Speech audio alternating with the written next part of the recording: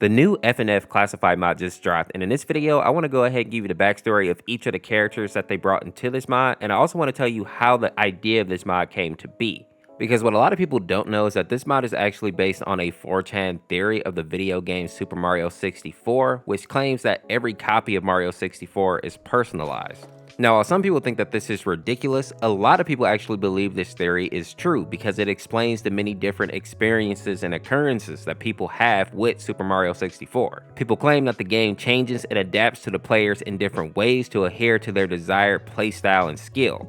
And people believe that this is done through like experimentation through like artificial intelligence, which seems to pull assets from the game and modify them to the player's needs. Many people think that they've proven this because they'll play their version of Mario 64 and then they'll go play a copy of somebody else's and it'll be a completely different experience. And while this iceberg goes much deeper, I think you basically get the gist of it. Now, the characters in this mod are also pretty interesting, starting with Personalized Mario, or aka C-N64, which of course is his real name. This version of Mario is the primary antagonist in the mod, and he's supposed to be a part of the personalization AI, allegedly seen in certain copies of Super Mario 64. While Personalized Mario does resemble the original Mario, there are some very obvious differences here. The most obvious being his eyes are literally like empty sockets, as well as black liquid coming out of his eye sockets, his mouth, and his neck, which a lot of people believe to be like old blood. He's a lot like Sonic.exe with his poses. We see that he can basically dislocate his jaw and extend it out, and he has large yellow teeth like Lord X. And apparently his design was made specifically for this mod, but it did take heavy inspiration from the Mario 64 classified series. The next character on our list is L is Real Luigi, who is the secondary antagonist of the mod.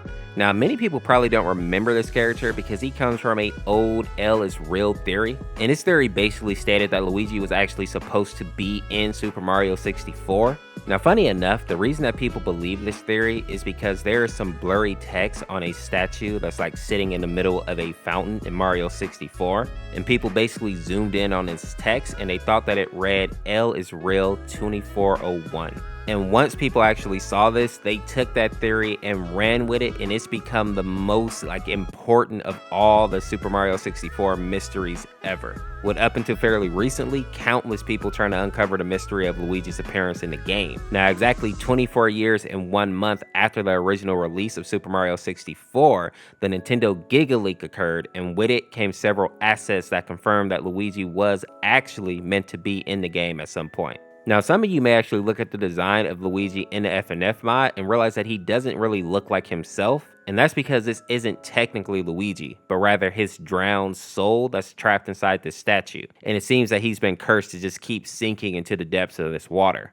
This is why we actually get to see this scene where we're battling against Luigi underwater. And another interesting fact here is that this specific design for Luigi is heavily influenced by Beta Luigi, and I'll put a small snippet about him here.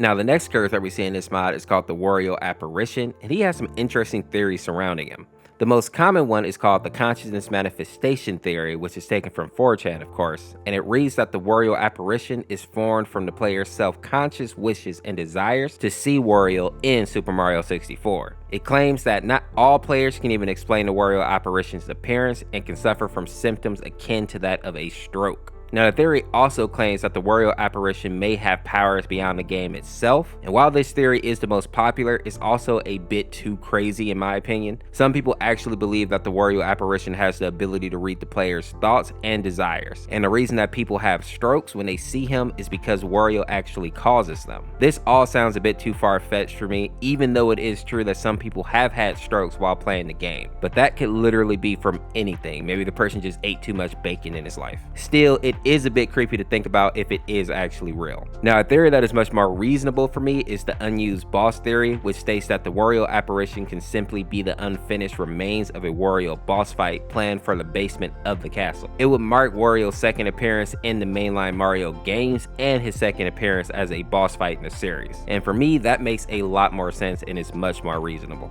A character that we see in the free play is called Dark Mario, or aka Gilbert, and this character is interesting because he's like a popular popular meme that's basically making fun of creepypasta characters.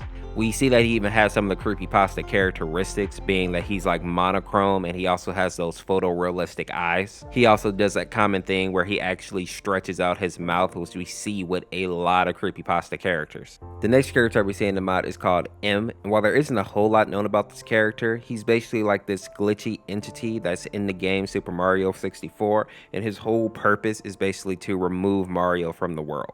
And the last character that we see in the free play songs is actually Speedrunner Mario, and he's the central antagonist in the series called Something About that was created by TerminalMontage. If you enjoyed this video, check out one of these videos on the screen here, subscribe to Diddy to become a member of the Ors Force, and we'll see you tomorrow with another video. Peace, peace.